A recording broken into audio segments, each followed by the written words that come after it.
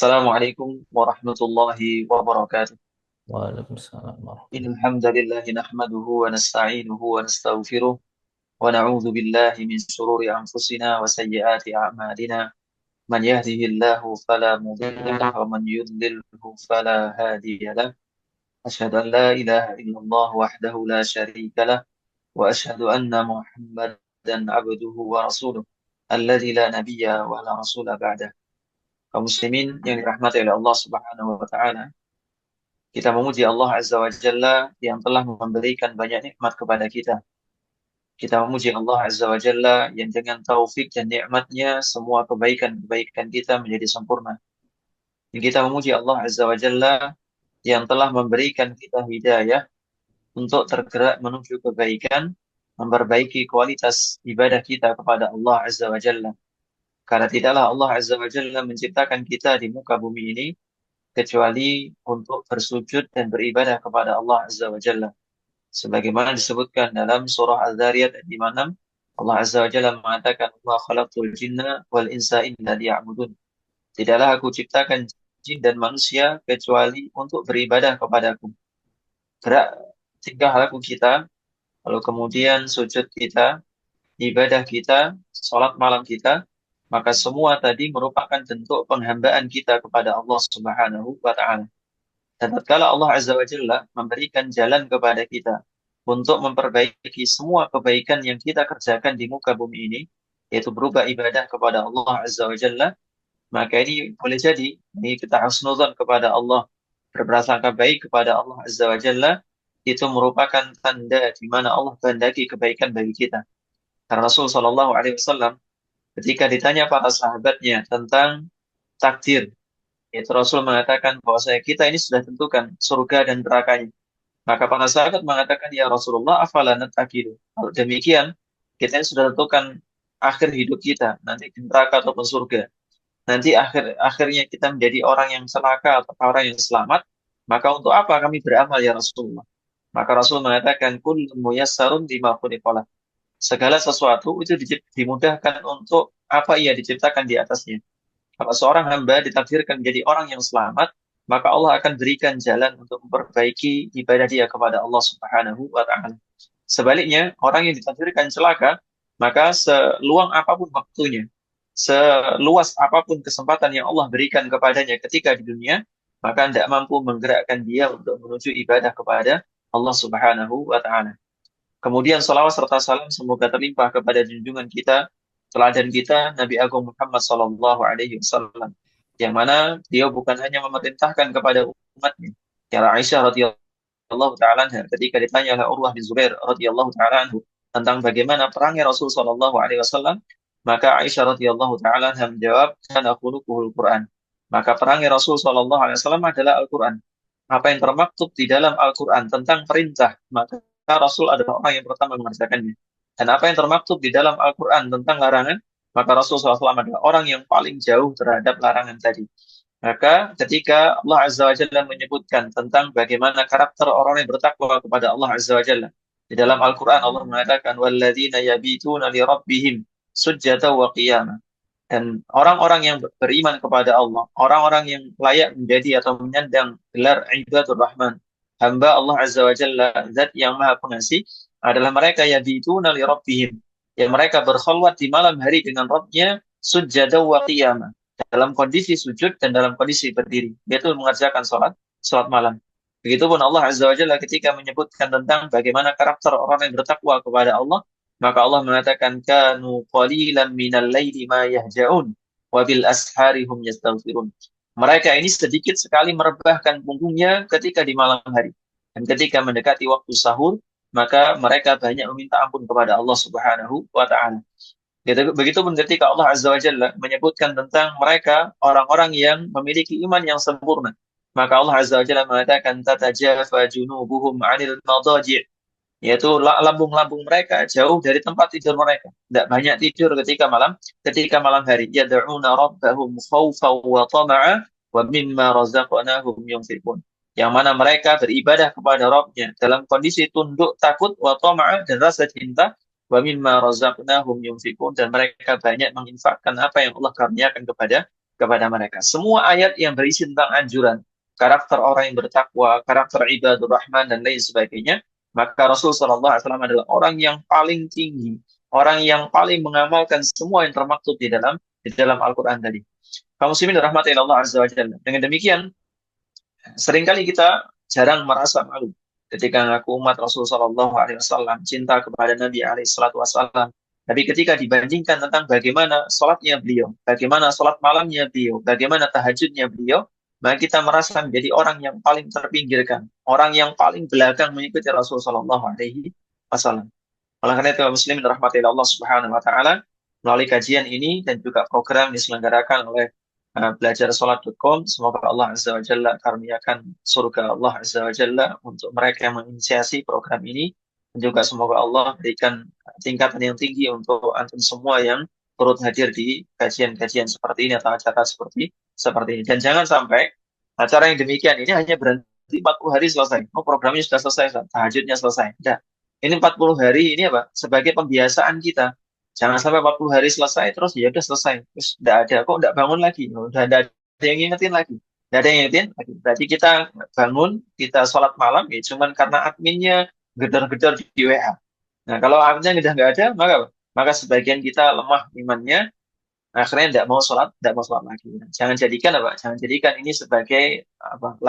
Latihan sekaligus praktek terakhir kita. Praktek terakhir kita. Pernah suatu ketika ada seorang sahabat radhiyallahu taala anhu, yang mana beliau ditegur Rasul Shallallahu Alaihi Wasallam.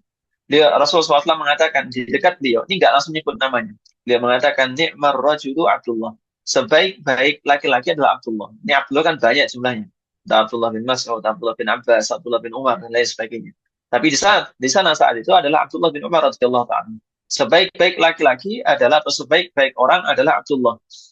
Nah, apa yang dikatakan Rasul? Kalau seandainya dia tetap sholat malam. Jadi sekali lagi kaum muslim dirahmati Allah Azza wa Jalla, Rasul saja nyinggung orang yang dulunya sholat malam terus kemudian berhenti, apalagi kita yang jarang sekali sholat malam. Sehingga kaum muslimin dirahmati Allah Azza wa Jalla, jangan sampai perangai tadi atau perangai orang-orang solih, perangai para salafun solih dan lain sebagainya hilang dari diri kita. Sekedar pengakuan saja kita ikut salafun solih, kita ikut para sahabat, kita ikut tabi'in. Tapi kebiasaan ibadah mereka, terus kemudian tutur kata mereka, akhlak mereka, tidak pernah kita ikuti sama sekali. Baik. Kaum muslimin rahmati Allah Azza wa Jalla. Lantas apa saja keutamaan? Kalau kita ini kan belajar sesuatu kadang tidak tergerak. Kecuali setelah tahu keutamaannya. Saya ini tidak mau kalau pindah ke toko A dari toko B, kecuali saya tahu toko A ini lebih bermanfaat atau enggak. Toko A ini lebih bagus dibandingkan toko B atau enggak. Maka kita mau untuk berangkat ke toko A setelah tahu perbandingannya. Maka ketahuilah, sholat malam ini memiliki banyak sekali keutamaan yang disebutkan dalam ayat-ayat Allah Azza wa Jalla dan juga disebutkan dalam hadis-hadis Rasulullah Shallallahu Alaihi Wasallam. Di antara yang pertama, di antara yang paling banyak atau yang disebutkan keutamaannya, ya, atau yang menunjukkan bahwasanya sholat malam adalah sholat yang paling utama adalah perhatian Rasul Shallallahu Alaihi Wasallam terhadap sholat ini. Kita tidak butuh bukti lain. Apa Ustaz buktinya sholat malam lebih utama? Maka kita tunjukkan bagaimana Rasul Shallallahu Alaihi Wasallam sholat malam. Suatu ketika, atau Rasul Aisyah radhiyallahu taala menceritakan tentang bagaimana sholat malamnya Rasul Shallallahu Alaihi Wasallam. Maka Aisyah bertanya kepada Rasul Shallallahu Alaihi Wasallam, lima tasna'u hadza ya Rasulullah? Kenapa engkau sampai berbuat demikian? Karena Aisyah melihat telapak kaki Rasulullah Shallallahu Alaihi Wasallam itu sampai bengkak-bengkak, sampai pecah-pecah, tafattoron. Itu sampai pecah-pecah, sampai terbelah-belah. Kenapa? Ya, kalau kita sekarang lihat ada kaki yang Masya Allah luar biasa karena saking kerasnya bekerja di sawah misalnya, terus meletek-meletek misalnya, terbelah-belah. Nah, Rasulullah SAW kakinya sampai bengkak itu bukan karena hal yang lain, tapi karena banyaknya beliau berdiri ketika sholat malam. Lamanya beliau berdiri ketika sholat malam. Ketika melihat fenomena demikian, maka Aisyah mengatakan, lima tasna'u hadza ya Rasulullah. Kenapa engkau sampai berbuat seperti ini ya Rasulullah? Wa qad ghafarallahu lah. Allah sudah ampuni dosamu, kata Aisyah radhiyallahu ta'ala. Ma taqaddama min dzambik wa ma ta'akhkhar. Yang dulu maupun yang akan datang semua sudah diampuni oleh Allah Azza wa Jalla. Bayangkan. Ini orang sudah punya keutamaan, orang yang paling utama, paling takut kepada Allah, paling bertakwa kepada Allah, dijamin surga, diampuni semua dosa-dosanya, dijaga dari semua kesalahan kecil maupun besar. Tapi sholat malamnya, berdirinya sampai kaki beliau bengkak. Apa yang beliau jawab ketika mendengar penuturan Aisyah radhiyallahu ta'ala anha? Dia mengatakan, afala uhibbu an akuna abdan syakura. Tidakkah aku ingin menjadi hamba Allah yang bersyukur dengan semua nikmat yang Allah berikan kepadaku tadi? Dan kaum muslimin rahmati Allah azza wa jalla. Dari hadis ini saja kita bisa tahu bahwasanya keutamaan salat malam adalah kita benar-benar ikut dengan petunjuk Rasul Shallallahu Alaihi Wasallam. Ketika Rasul mengamalkan A, ya saya ikuti karena ini yang diamalkan Rasul Shallallahu Alaihi Wasallam. Ketika Rasul salat malamnya kakinya bengkak-bengkak dan mungkin kita tidak bisa ngikuti dengan yang demikian. Ada disebutkan dalam riwayat yang lainnya, baiknya salat Rasul Shallallahu Alaihi Wasallam itu tidak bisa ditanya. Saking baiknya. Bahkan di antara mereka atau di antara para sahabat ketika mencoba untuk mengikuti baiknya salat Rasul Shallallahu Alaihi Wasallam, salah seorang di antara mereka sampai bilang, ini andai saja saya putus setengah jalan saja, tidak ngikut imam lagi, tidak ikut Rasul SAW sholat lagi. Kenapa? Saking lamanya ketika berdiri. Baik. Kaum muslimin rahmatillahi azza, itu keutamaan yang pertama. Itu keutamaan yang pertama. Keutamaan yang kedua, yaitu min a'dhami asbabi dukhulil jannah. Ini menjadi sebab atau salat malam ini menjadi sebab masuknya kita ke dalam surga Allah Subhanahu wa taala. Jadi sekali lagi kaum muslimin rahmatillahi Allah azza wa jalla, suatu ketika Rasulullah SAW sampai di kota Madinah, maka beliau menasihatkan sebuah nasihat, yaitu beliau mengatakan, ya ayuhan nas, wahai sekalian manusia, afsus salam, tunaikan salam, wa at'imut ta'am, lalu kemudian berikan makan, wasilul arham, sambung tali silaturahim, wasallu bil laili wan nasuniyam, yaitu sholatlah di malam hari sementara manusia dalam kondisi lalai semuanya. Manusia dalam kondisi tidur semuanya. Makanya ibadah yang paling agung itu ibadah yang dikerjakan ketika manusia lalai. Ketika manusia ingat ini momen yang terbaik. Nah, kita tahu malam hari ini malam yang enak sekali atau waktu yang enak sekali untuk kita, Pak, untuk kita tidur. Siang sudah kerja, siang sudah kuliah seharian, siang sudah capek ini itu. Nah, untuk apa kita harus bangun tengah malam, terus apalagi ke kamar mandi, berwudu, terus kemudian apa? Terus kemudian mengerjakan sholat malam bareng setengah jam atau 15 menit misalnya. Untuk apa kita mengerjakan hal demikian? Maka jawabannya ikut sunnah Rasulullah SAW, lalu kemudian mencari sebab Allah Azza wa Jalla masukkan kita ke dalam surga Allah Azza wa Jalla. Hidup ini kita tidak tahu kaum muslimin. Kita berada di titik mana di antara amalan kita yang Allah menjadikan amal tersebut sebab kita masuk ke dalam surga Allah Azza wa Jalla. Boleh jadi salat kita yang getol dengan salat malam ini menjadi sebab Allah masukkan kita ke dalam surga Allah Subhanahu wa taala. Lalu kemudian yang ketiga, atau keutamaan yang ketiga, yaitu bahwasanya qiyamul lail itu min asbabi raf'id darajat fi ghurafil jannah.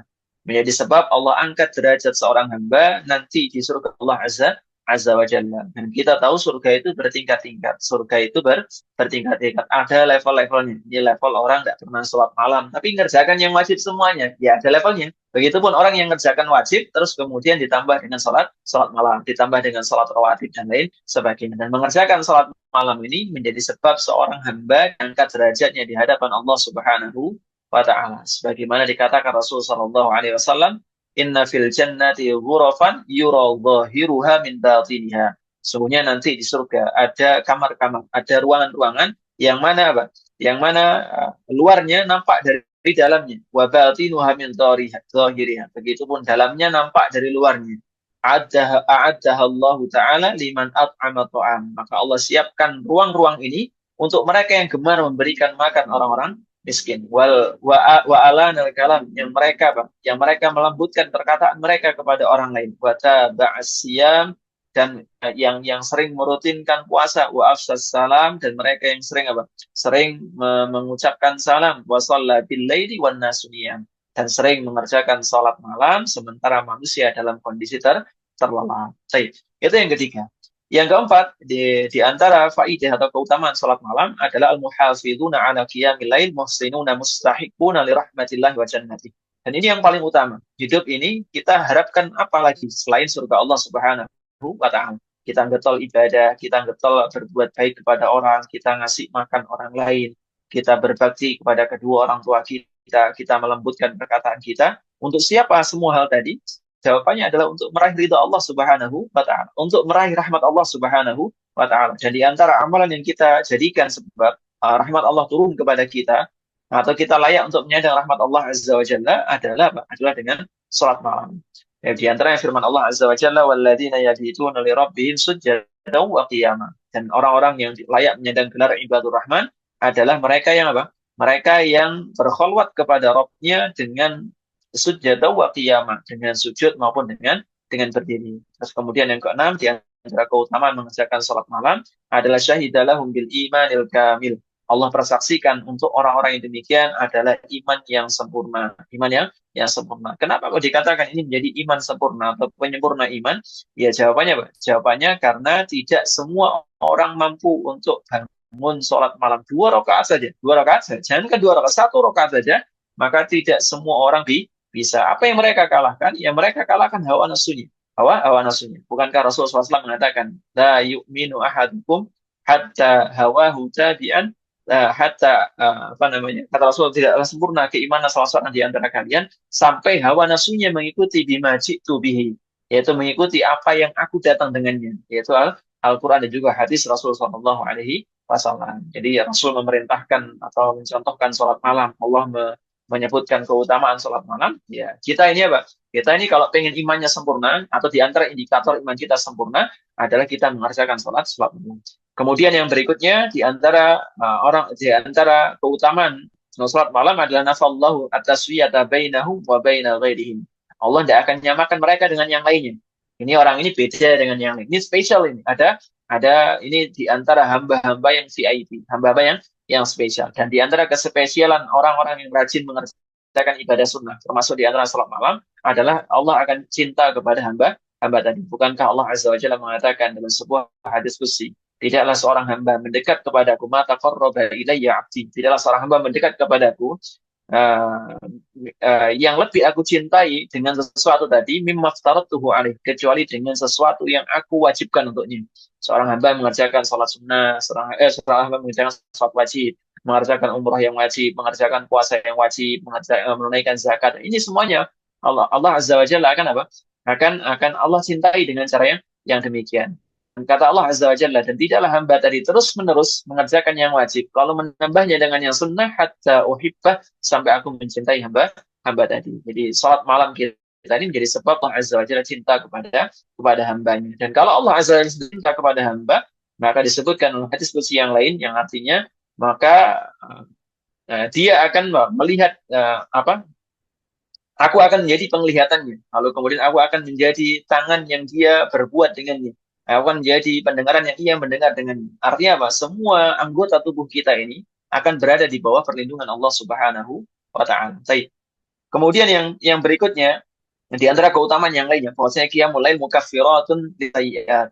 Qiyamul lail atau salat malam ini menjadi apa? Menjadi salah satu sebab terhapusnya dosa-dosa kita. Sebagaimana sabda Nabi alaihi salatu wasallam, "Alaikum biqiyamil lail."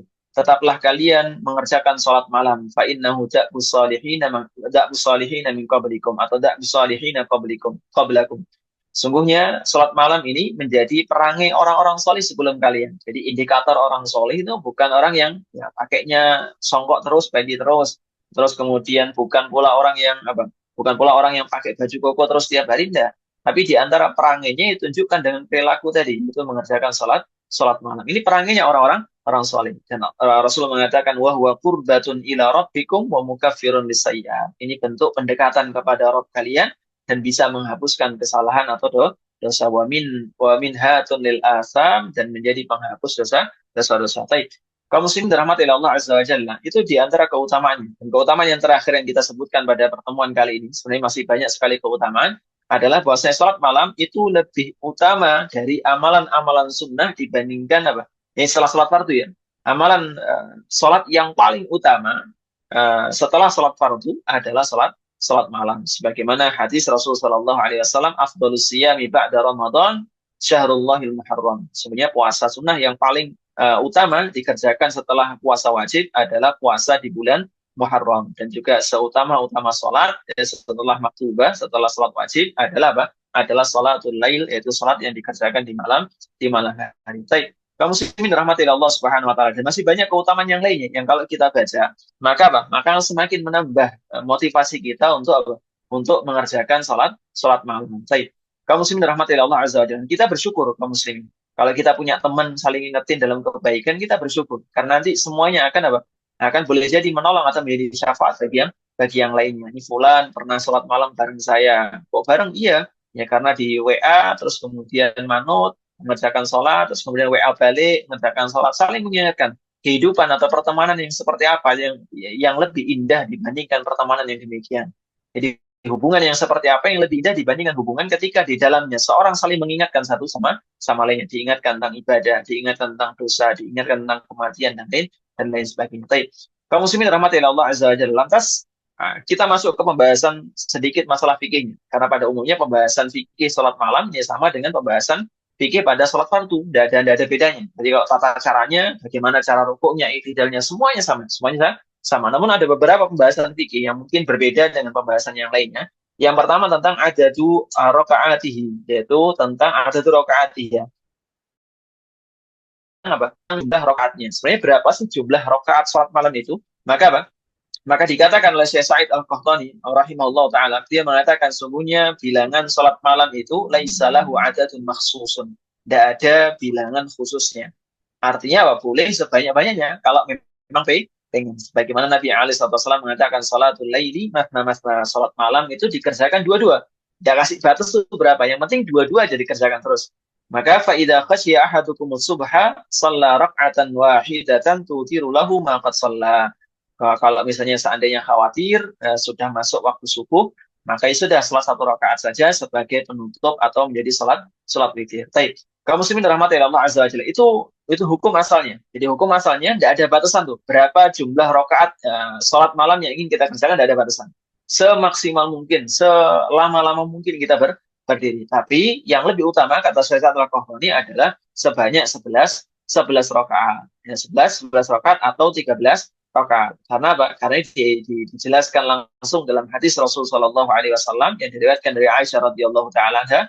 Dia mengatakan bahwa Rasul Shallallahu Alaihi Wasallam yusalli ma baina ayyufrigha min salatil isya ila al-fajri ihda asyrata rak'ah yusallimu baina kulli rak'ataini wa yutiru bi wahidah. Rasul SAW itu sholat biasanya apa? Biasanya 11 rakaat dan salah satu di antara 11 tadi adalah apa sholat witir. Dan di hadis yang lain juga dijelaskan bahwa Rasulullah SAW ketika Ramadan maupun ketika yang lainnya maka jumlah sholat malam beliau itu sebanyak 11 rakaat. Jadi ini bilangan rakaat. Jadi sekali lagi tidak ada bilangan khusus berapa jumlah maksimal terserah. Tapi kalau pengen afdol ngikuti Rasulullah SAW ya sudah apa? Nah, dengan 11 rakaat atau 13 rakaat. Baik. Berikutnya yang keenam tentang bagaimana adab qiyamul lail. Tadi disebutkan beberapa Ustaz Minanur Rahman. Alhamdulillah sudah selesai, berarti kewajiban kami menyebutkan yang itu. Tapi ada beberapa adab tentang salat malam. Yang pertama, yanwi inda naumihi qiyamal lail wa yanwi bi naumihi at-taqawi 'ala ta'ah. Jadi sekali lagi ini di antara adabnya. Kalau kita mau tidur, tadi sebutkan ya, bahwasanya kalau pengen tidur atau sholat malam di awal malam dulu. Ini merupakan cara supaya kita apa? Supaya kita bisa bangun malam. Dan ini di antara cara pula supaya kita bisa bangun malam. Kalau kita sebelumnya, wah, dengar alarmnya 10, kita jejer HP kita di samping kita 3, 10, 5 HP misalnya, tidak pernah bangun.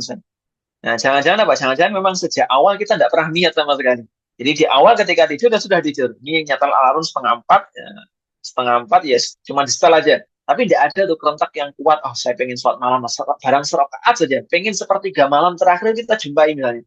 Tidak ada kerentak seperti itu. Tidak ada juga ya Allah bangunkan saya sepertiga malam terakhir. Yang kita harapkan cuman ya sudah ini alarm saya sudah setel, nanti gampang bangunnya. Nah ini terlalu bergantung kepada makhluk. Padahal kita punya sang pencipta yang mana Allah Azza wa Jalla adalah zat yang mematikan maupun yang menghidupkan kita. Mematikan sementara kita yaitu dengan tidur dan menghidupkan kembali.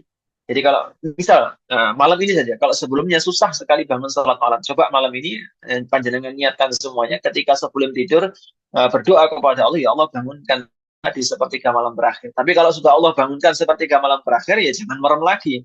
Kan biasanya kita melek sudah sepertiga malam, oh alhamdulillah bangun. Tapi ternyata kok malas rasanya, tidur lagi. Maka yang demikian apa? Demikian ya banyak-banyak ta'awud saja. Karena ini setannya sudah gandel ke kita, susah untuk dihilangkan. Baik. Kaum muslimin dirahmati Allah Subhanahu wa taala. Nah, kenapa kita penting untuk niat di awal supaya kalaupun nanti Allah takdirkan kita tidak sempat sholat malam, bangunnya baru azan subuh, ya berarti Allah catat pahala. Tapi itu harus ada kerentak yang kuat. Kita pengen melakukan saja. Jangan cuma ya sudah tiap malam saya tak niat-niat tok misalnya. Ya kan dapat pahala sama sholat malam. Beda. Orang yang bangun sholat malam dengan orang sekedar niat saja, betul dapat pahala niat sholat malam.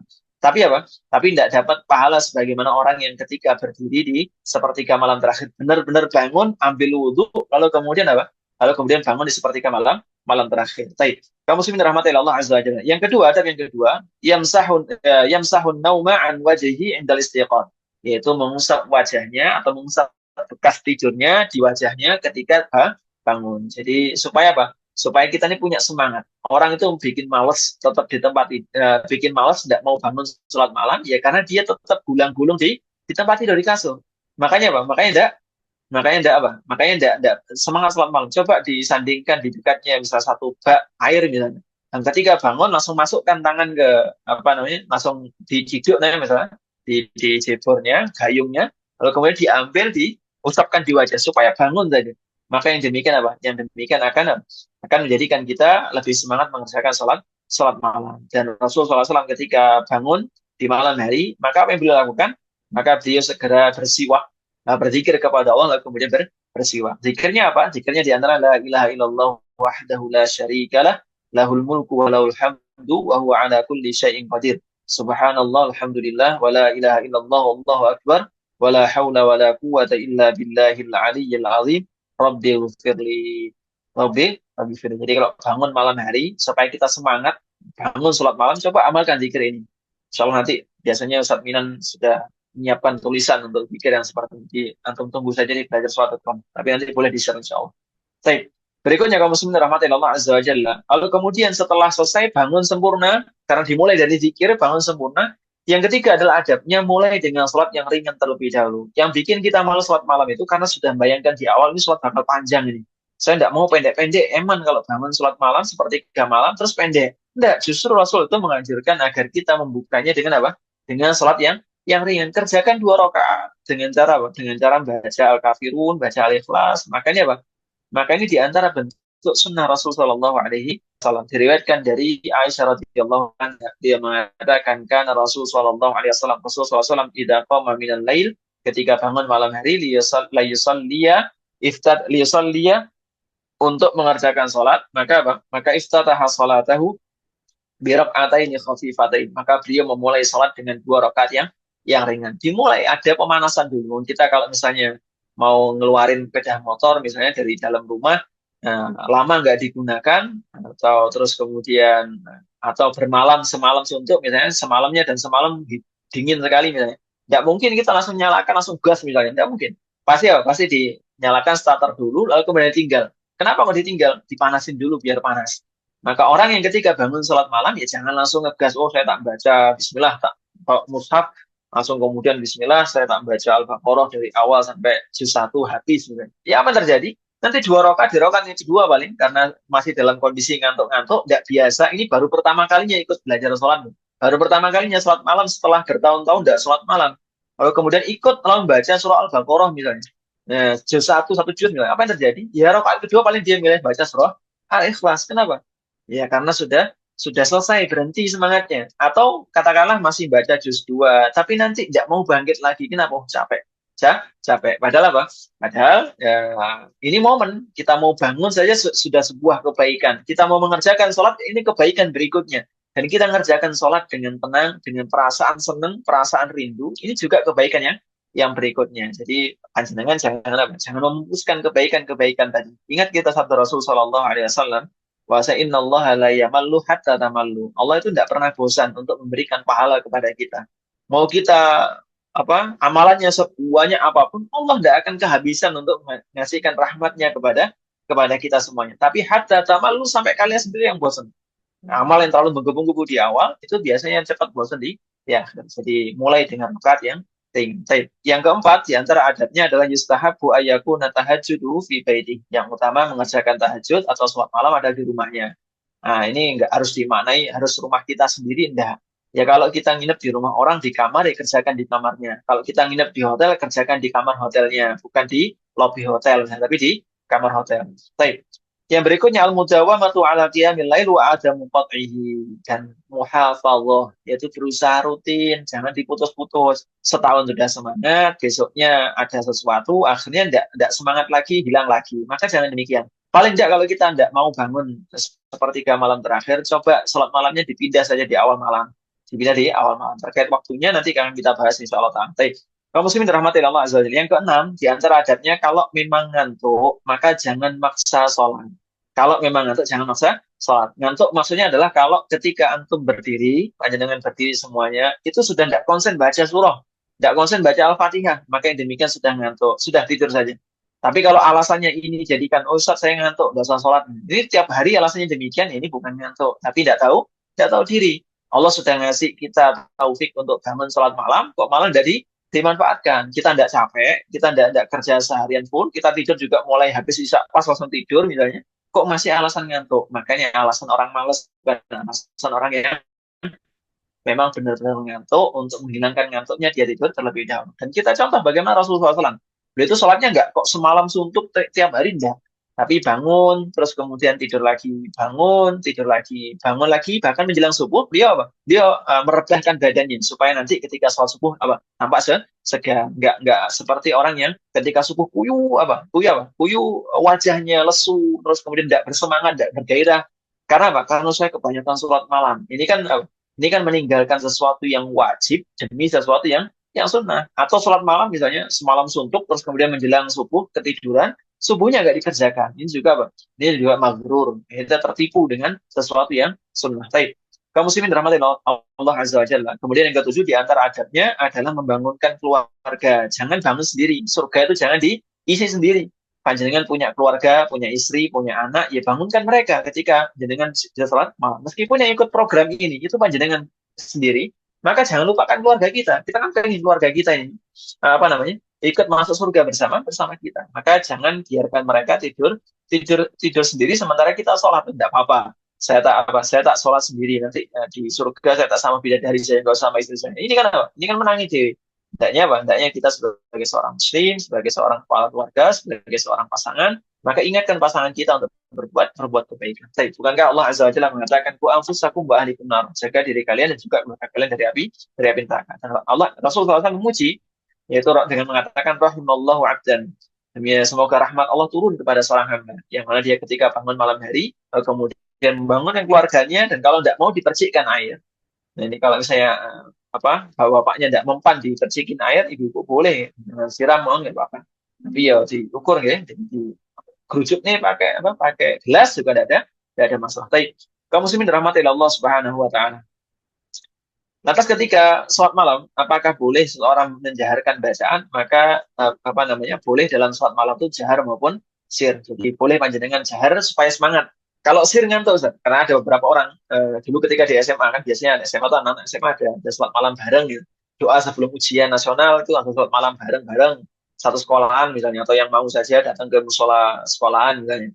Dan sebagian dari kami dulu ada di antara teman kami yang ketika baca, karena bacanya sir, yang terjadi adalah ketika mau sujud, ketika mau rukuk, dia langsung jelungkup ke sujud, jadi langsung sujud. Ini di antara tips atau kiat supaya kita tetap semangat ketika sholatnya adalah membacanya dengan jahar. Kalau sudah mulai ngantuk tuh, maka baca dengan jahar. Jaharnya nggak usah teriak-teriak, cukup kita mendengarkan sih. Bismillahirrahmanirrahim.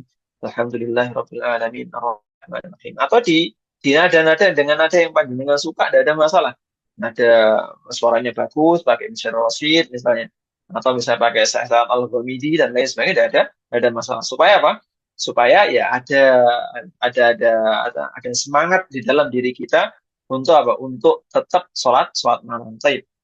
Kaum muslim dirahmati Allah Azza wa Jalla. Yang berikutnya diperbolehkan kadang-kadang jamaah. Jadi sesekali Ustaz, ini keluarga pengen jamaah sholat malam. Apakah boleh? Maka jawabannya boleh. Lalu kemudian yang berikutnya yang ke-10 yaitu yakhtimu tahajjudahu biwitrin.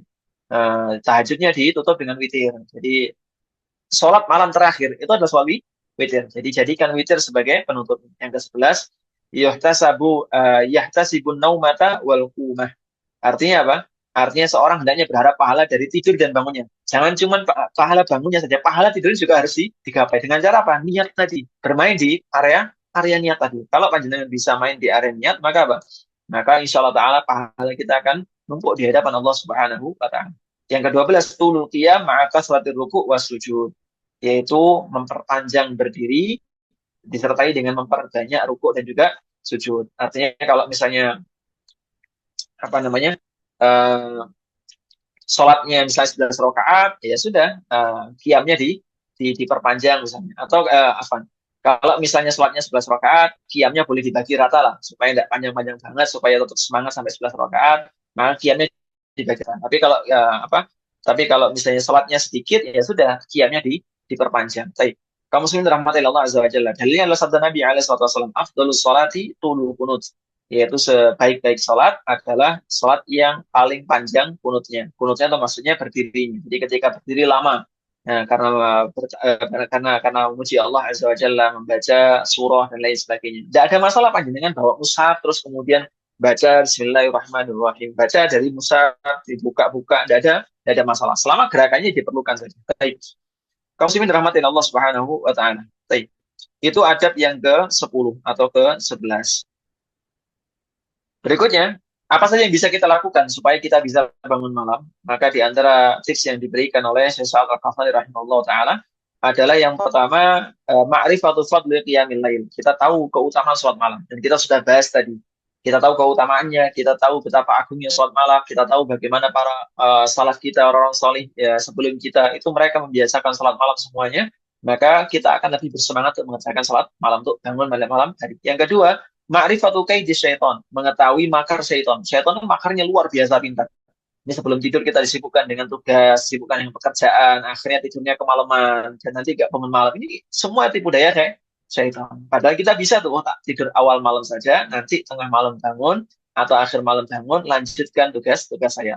Toh kalau dikerjakan di awal juga gak konsen. Sampai jam 2 malam, kita cuma bisa ngerjakan berapa halaman misalnya dari tugas kita. Ini menunjukkan kaidis syaitan, yaitu apa? Yaitu makar syaitan. Ini orang kalau tak biarkan sholat malam, misalnya tidak ada kerjaan lagi, tahu enggak?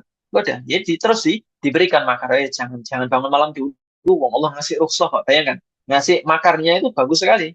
Oh, jangan, gak usah bangun dulu. Wong ini cuma sunnah. Gak usah bangun dulu. Wong ini dan itu. Gak usah bangun dulu. Wong ini juga apa? Gak diwajibkan untuk kamu dan lain sebagainya. Yang ketiga, di antara sebab yang bisa membantu kita untuk bangun malam adalah qasrul amal wa tadzakkurul maut, memperpendek harapan dan sering mengingat kematian. Kalau kita sering ingat kematian sebelum tidur misalnya, ini saya tidur, ini saya tidak tahu apakah saya nanti bangun lagi atau tidak tahu. Dan kalau kita memperpendek amal kita, hidup kita paling cuma besok. Kalau hidup kita besok ini, maka apa yang kita lakukan? Misal dokter memvonis kita, Pak, hidup panjenengan ini cuma bertahan sampai besok. Paling cuma besok sore maksimal. Apa yang kita lakukan? Maka kita lakukan adalah, oh, nanti malam jangan sampai terlewat ini. Malam terakhir bagi saya.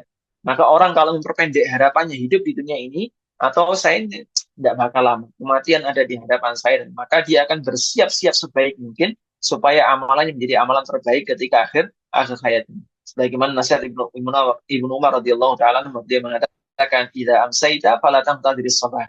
Kalau seandainya kalian berada di waktu sore, jangan nunggu pagi, besok jangan. Atau di idza asbahta, ketika waktu pagi jangan apa? Fala tamtadhiris masa, jangan nunggu waktu sore. Jadi langsung lakukan saat ini. Nah, panjenengan punya informasi tentang sholat malam saat ini, ya kerjakan nanti malam mengerjakan sholat malam. Ini menjadi sekaligus taruh atau timah. Kita sudah lepas dari tanggung jawab. Oh, saya sudah mendengar hadis, saya mendengar ayat, saya amalkan meskipun bisanya cuma sekali.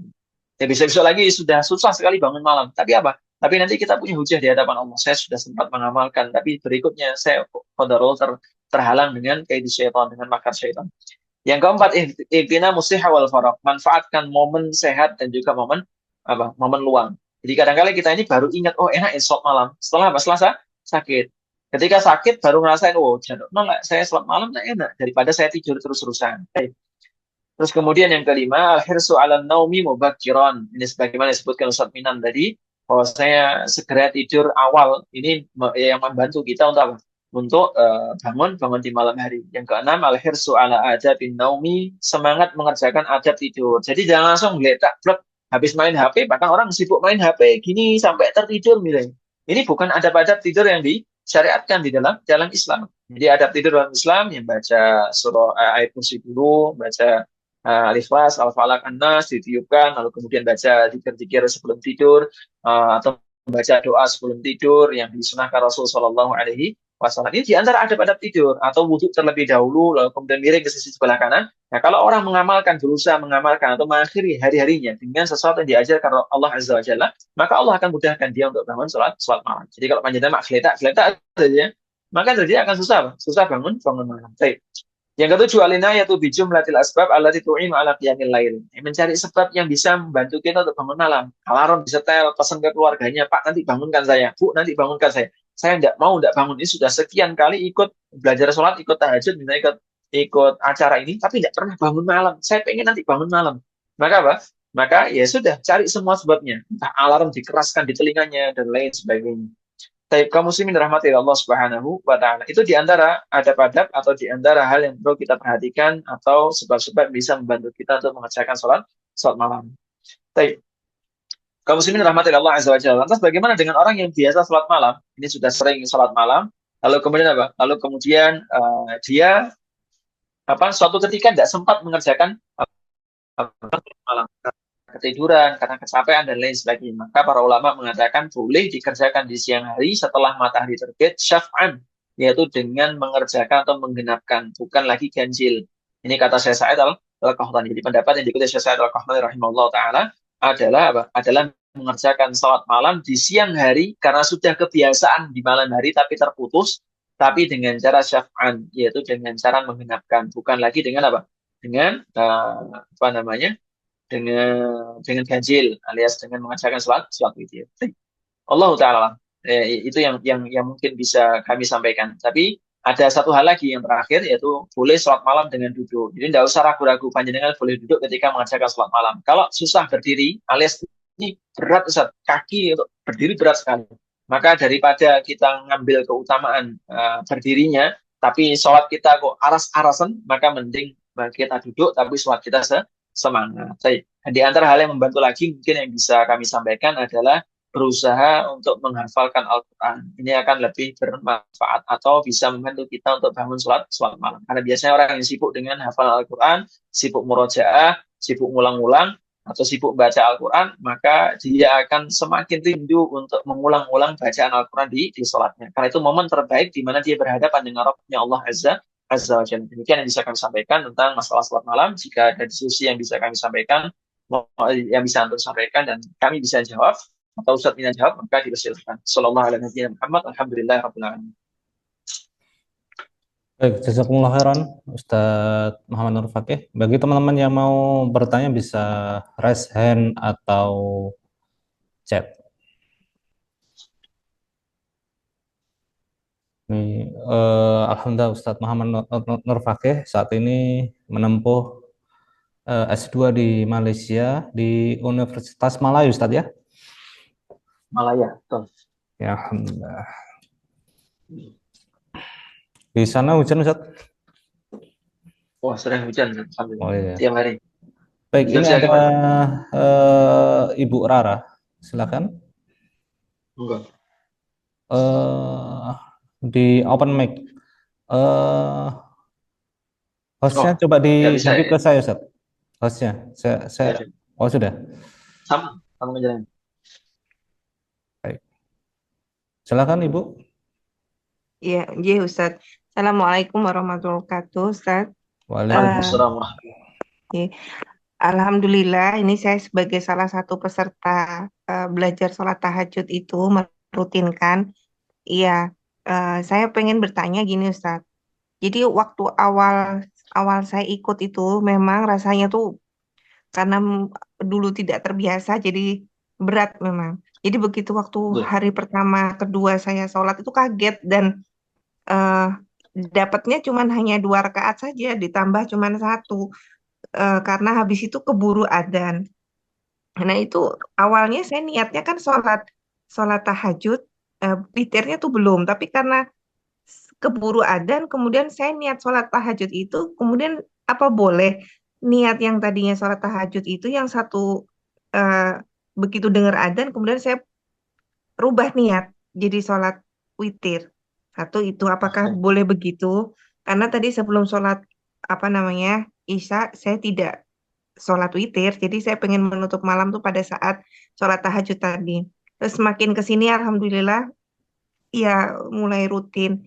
Tapi ketika sudah mulai bangun ketika pukul 3, kemudian di sini adzan subuh itu jam 4 lebih 8 menit lah kayak gitu.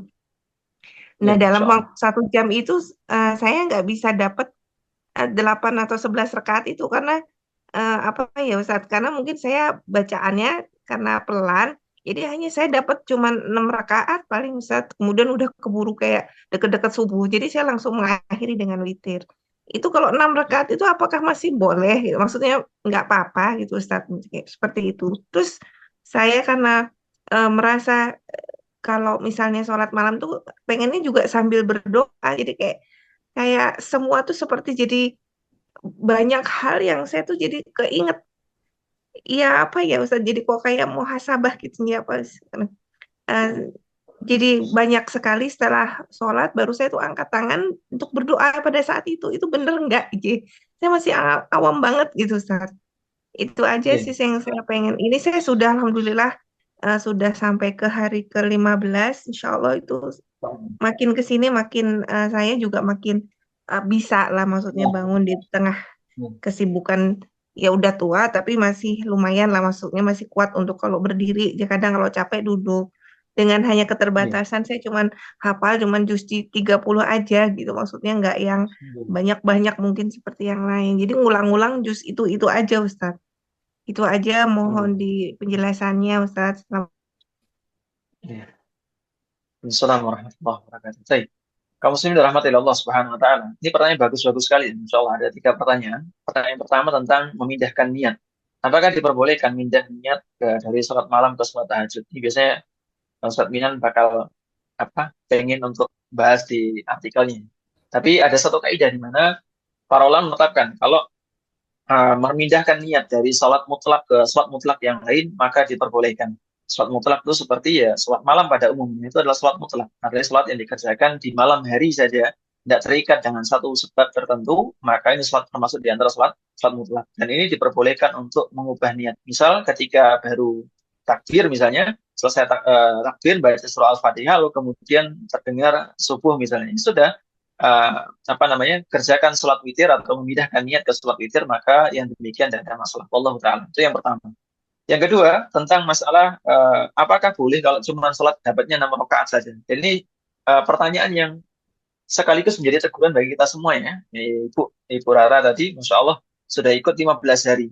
Dia merasa 1 jam itu waktu yang kurang atau waktu yang sempit sehingga cuma dapat 6 rakaat. Dan sudah terbiasa sampai sekarang 15 hari. Ini Masya Allah sekali. Artinya apa? Artinya eh, kadang-kadang menjadi pertanyaan yang nusuk buat yang ditanya sekalian. Jadi 6 rakaat dalam 1 jam ini Masya Allah sekali. Apakah diperbolehkan atau terhitung sholat malam? Maka jawabannya terhitung sholat malam. Jadi sholat malam itu tidak harus jumlahnya 8 atau 11 atau 13. Itu jumlah yang utama yang ada dalam hadis.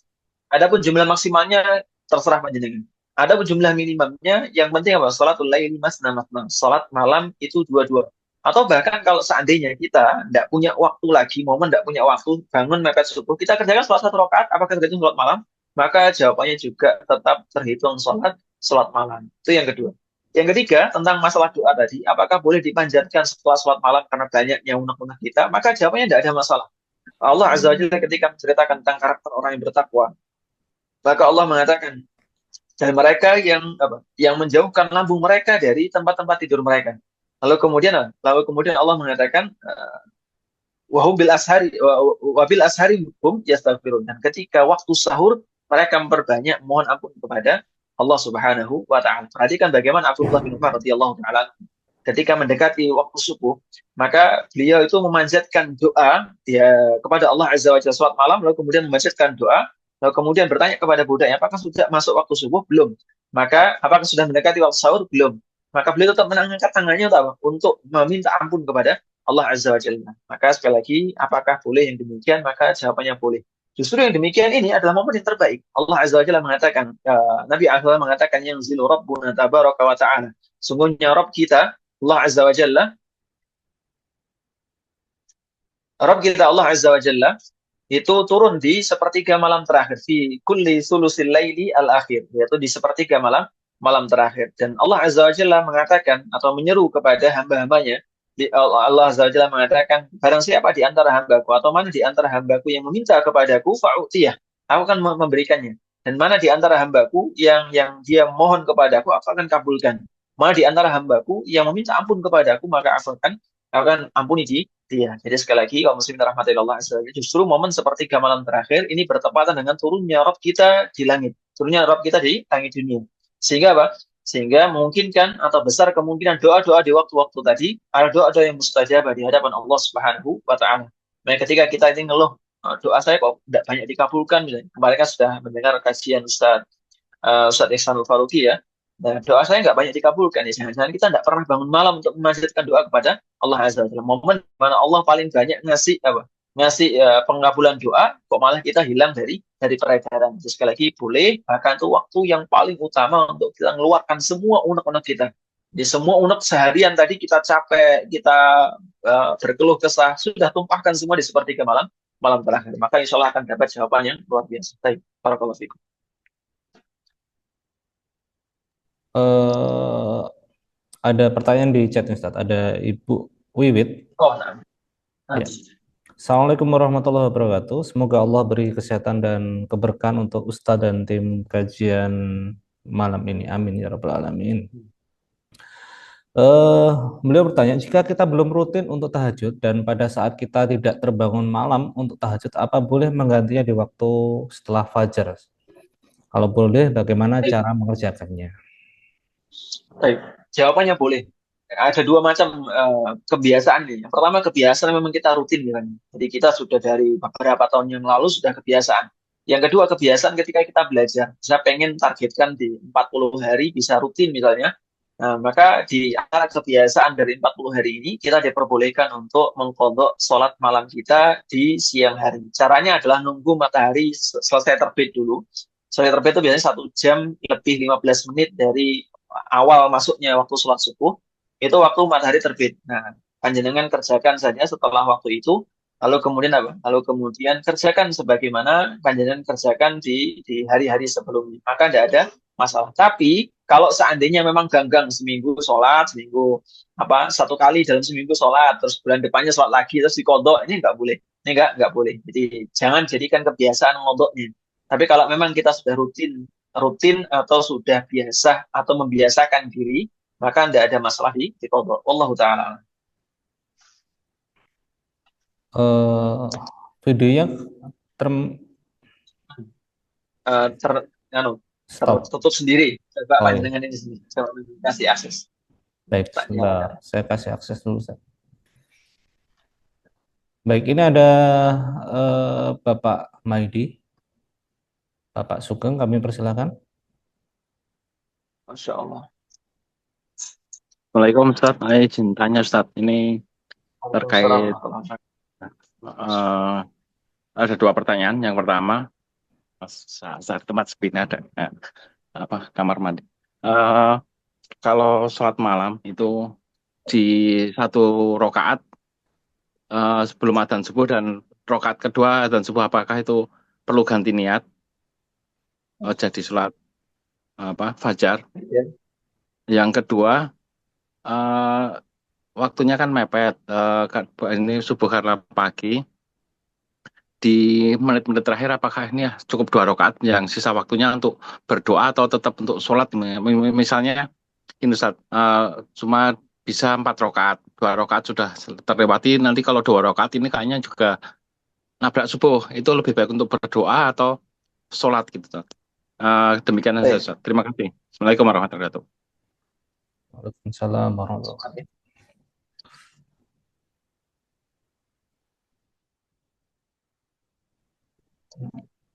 Saya ganti mic. Kalau gini suara saya aman, Ustaz? Alhamdulillah, jelas sekali. Sudah. Kaum muslimin dirahmati Allah Subhanahu wa taala. Yang pertama tadi, kalau seandainya kita sudah ngerjakan 1 rakaat misalnya, apakah harus diganti ke witir atau diganti niatnya ke sholat fajar? Maka yang pertama, enggak harus. Enggak harus. Dalam artian memang enggak boleh sholat malam diganti ke sholat fajar, enggak boleh. Kenapa? Karena sholat fajar termasuk di antara sholat yang qayyad, sementara sholat lail termasuk di antara sholat yang mutlak. Sehingga kalau mutlak diubah niatnya ke muqayyad juga enggak Tidak boleh. Yang kedua, ini belum waktunya masuk sholat fajar. Maka kalau antum pindah ke sholat fajar, ini tidak diperbolehkan juga. Yang ketiga, apakah harus ganti niat ke sholat yang diperbolehkan? Misal sholat witir, maka jawabannya tidak harus. Kalau sudah 1 rakaat, lalu kemudian terpotong sholat subuh, lanjutkan saja sholatnya. Selesai sholatnya, maka tidak ada masalah. Itu pertanyaan yang pertama. Pertanyaan yang kedua, kalau sudah mepet misalnya, ini waktunya, waktu kita bangun sampai sholat subuh. Sholat 2 rakaat atau 1 rakaat saja. Jadi 2 rakaat sholat malam ditambah dengan 1 rakaat witir. Jadi kan 3 rakaat kan. Jadi ada momen sisa 1 rakaat atau durasi yang sama dengan 1 rakaat yang itu bisa panjenengan gunakan untuk berdoa. Itu yang pertama. Yang kedua, bisa juga sholat 1 rakaat saja lalu kemudian memperbanyak doa di dalamnya. Atau tetap genapkan saja 3 rakaat misalnya, tapi memperbanyak doa di waktu-waktu sujud. Maka yang demikian tidak ada masalah. Jika opsi tadi, mana yang lebih luang untuk kita kerjakan? Ya, Allah. Suaranya agak ini, Ustaz. Baik, ada yang bertanya lagi? Silakan raise atau chat.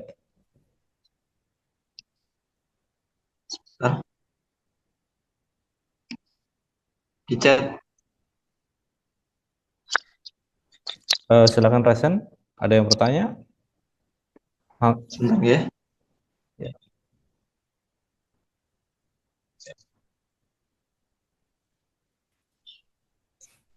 Ada yang resen? Sudah habis, Ustaz? Sepertinya udah ini, Ustaz. Baik, jazakumullah khairan Ustaz Muhammad Nur Fakih. Saya izin keluar dulu ya. Izin Muharram sudah mendampingi dan sudah membersamai peserta ini, Masya Allah. Pahalanya paling banyak. Ada tim yang lain, Ustaz. Karena izin dulu ya. Jazakumullah khairan juga kepada tim-tim yang lain. Barakallahu fikum. Assalamualaikum warahmatullahi wabarakatuh. Waalaikumsalam warahmatullahi wabarakatuh. Jazakumullah khairan Ustaz Muhammad Nur Fakih yang sudah membersamai kita. Dan insya Allah ada satu sesi lagi di kajian 40 hari sholat tahajud. Dan teman-teman tetap semangat untuk sholat tahajud dan mudah-mudahan Allah Subhanahu wa taala memudahkan kita untuk mengamalkannya istiqomah meskipun di luar waktu kelas tahajud. Dan kurang lebihnya mohon maaf, kami haturkan, kita tutup dengan doa kafaratul majelis. Subhanakallahumma bihamdika asyhadu an la ilaha illa anta astaghfiruka wa atubu ilaik. Wassalamualaikum warahmatullahi wabarakatuh.